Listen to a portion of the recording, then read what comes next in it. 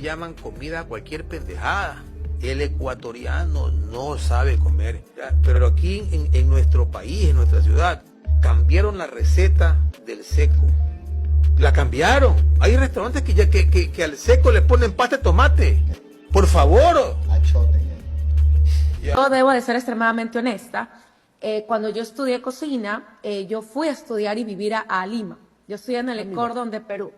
Entonces, me gusta Perú. Creo que, y siempre lo digo, cuando a mí me entrevistan o a las futuras generaciones, es que ustedes como Perú tienen una política de Estado. Tienen una gastronomía grandiosa, pero porque han trabajado. O sea, las cosas ahora yo veo, pero porque vengo trabajando en aquello. O sea, es un cosechar, porque lo han hecho, consideramos que su gastronomía es buena, que la han trabajado bien, la han sabido vender y la han sabido promocionar en el mundo. ¿Qué pasaría si te enteras que la comida de tu país, que es buenísima, por cierto, en el país vecino la están copiando, pero cambiando ingredientes que no tienen nada que ver? Y peor aún, dicen que esa versión es la original, y que incluso sabe mejor. Suena a broma, pero no lo es. Un chef ecuatoriano que visitó el Perú contó justamente eso. Dijo que al comparar platos tradicionales se llevó una sorpresa fuerte. Habló del seco, por ejemplo, y mencionó que en Ecuador llegan a prepararlo hasta con pasta de tomate. Y claro, para alguien que conoce la receta peruana, eso ya no es una variación, es otra cosa totalmente distinta. Pero lo más polémico fue lo que dijo después. Comentó que el problema no es solo la receta, sino el gusto. Que muchas veces no se respeta la esencia del plato. Incluso soltó una frase fuerte, que el ecuatoriano no sabe comer, refiriéndose a cómo se alteran los sabores originales. Y ahí es donde se abre el debate. ¿Es solo una adaptación, o realmente se está perdiendo la identidad de la gastronomía? Comida a cualquier pendejada. El ecuatoriano no sabe comer. Pero aquí en nuestro país, en nuestra ciudad, cambiaron la receta del seco. La cambiaron. Hay restaurantes que al seco le ponen pasta de tomate. Por favor. Achote. Ya. Achote, Víctor. O sea, la receta del seco no lleva pasta de tomate. Y vienen otros y dicen, oye, qué riquísimo. Tienes que ir a comer, hermano. Y dice, una delicia. ¿Qué es esto? ¿En serio? ¿Cómo aprendiste tú el seco? Para mí es naranjilla y cerveza. Naranjilla y cerveza y el seco, que el seco no lleva tomate, pues. Naranjilla y cerveza, punto. Ay, no, pues. No. Y la receta original es con chicha de jora. Con chicha de jora, pero cuidado con esa chicha de jora, porque eso es peruano. ¿Sabes por qué la gastronomía peruana creció tanto y conquistó el planeta? Porque el peruano habla de lo suyo con pasión completa. ¿Y por qué Colombia presume de su arepa y café sin igual? Porque su gente lo cuenta con orgullo total. Ecuador, tierra linda de platos que enamoran, rosas, camarones, chocolates, sabores que atesoran.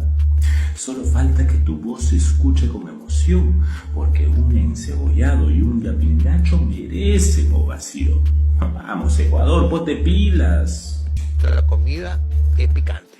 El mejor sazonador. Lamentablemente ahora, hoy no comas ají, que eso te va a infectar, te va a enconar. Sí. Y cuando el guayaquileño, a mí mi padre a los 5 años ya me decía, no, déjalo que coma ají para que se haga bravo. Así es. Y en medio de todo este debate, también hay voces que reconocen las cosas como son.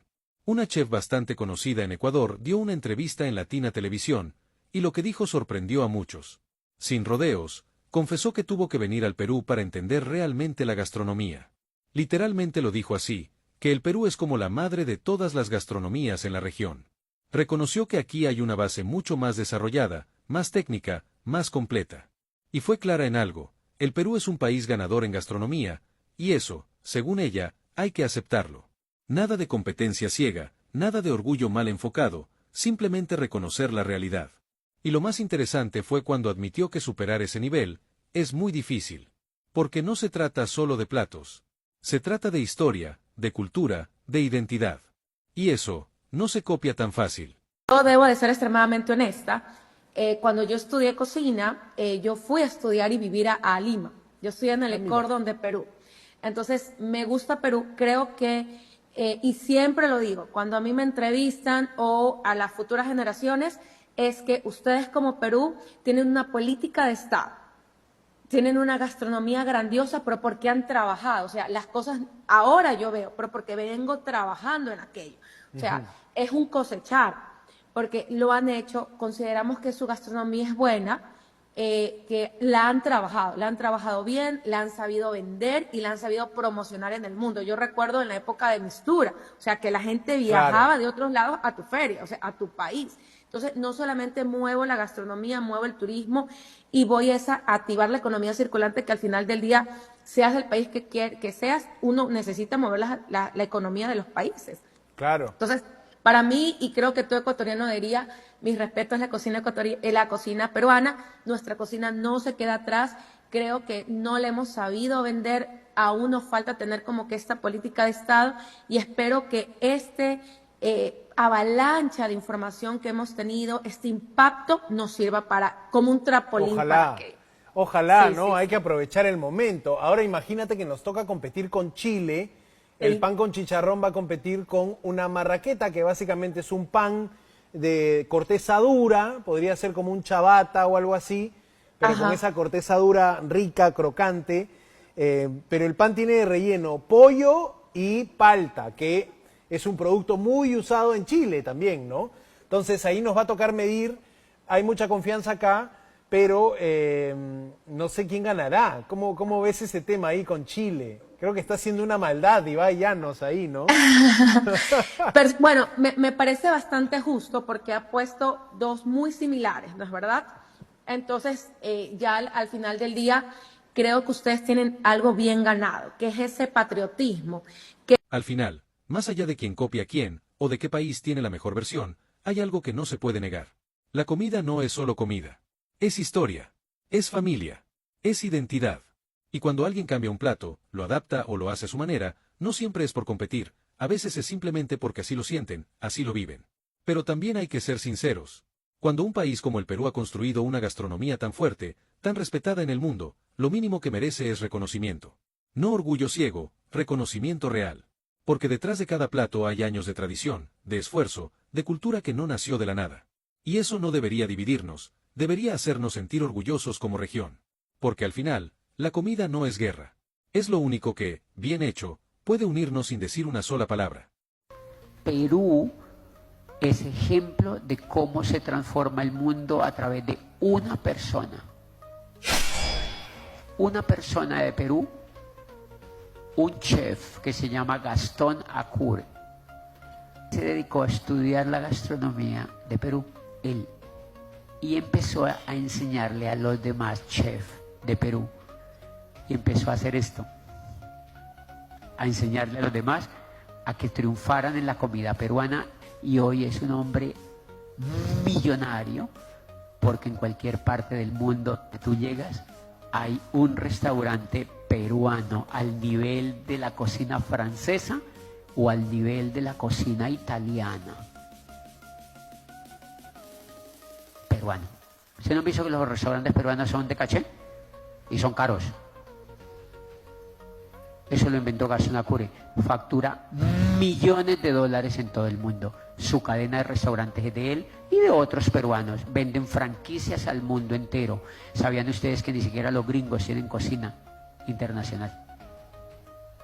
O sea, Perú fue capaz de hacer eso. Eso quiere decir que un ser humano que desarrolla el liderazgo es capaz de cambiar un país y el mundo. Es un chef. Eso es liderazgo. Si hay algo que este tema deja claro, es que la gastronomía va mucho más allá de un plato. No es solo sabor. No es solo ingredientes. No es solo quien lo hace mejor. Es identidad. Y cuando hablamos de identidad, ya no estamos hablando de comida, estamos hablando de quiénes somos.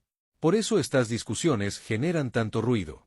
Porque no es simplemente que alguien le ponga pasta de tomate a un seco, es que, para muchos, eso se siente como si estuvieran tocando algo propio, algo que representa una historia, una forma de vivir.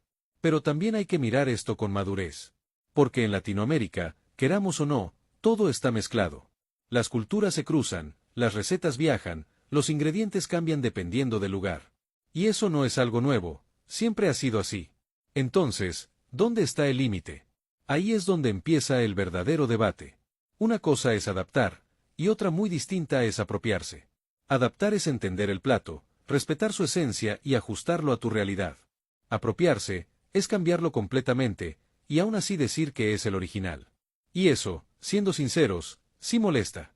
Pero incluso en medio de eso, hay algo que no se puede ignorar. El reconocimiento. Cuando una chef ecuatoriana viene al Perú y dice sin problema que este país es una potencia gastronómica, que es difícil de superar, eso tiene mucho valor.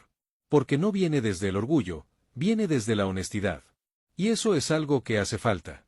Porque muchas veces, en lugar de reconocer lo bueno del otro, entramos en competencia constante. Mi país es mejor. Mi comida es superior. Lo nuestro es lo original. Y al final, eso no construye nada. La realidad es más simple de lo que parece. El Perú ha hecho algo que pocos países han logrado, convertir su gastronomía en una marca mundial.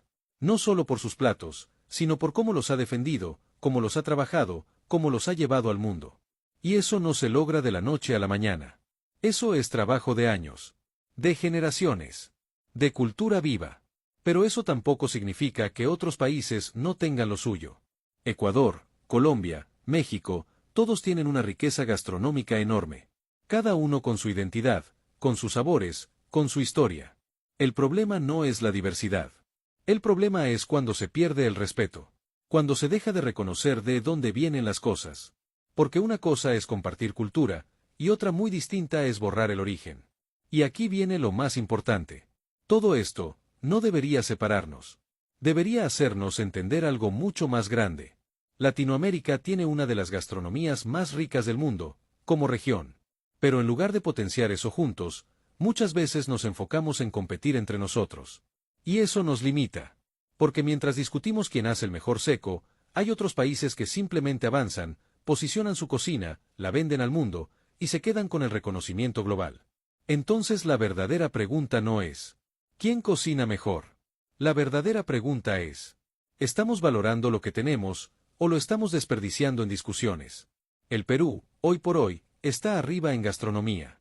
Eso es una realidad. Pero ese liderazgo no debería ser visto como una amenaza por otros países, sino como una referencia. Como un ejemplo de lo que se puede lograr. Y al mismo tiempo, el Perú también tiene que entender algo. Ser líder no es solo estar arriba, es también saber respetar a los demás. Porque el respeto no se impone, se gana. Y al final del día, todo esto se resume en algo muy simple. La comida no debería dividirnos. Debería conectarnos. Porque en una mesa, no importa de qué país eres. Si el plato es bueno, se siente. Y eso, nadie lo puede negar.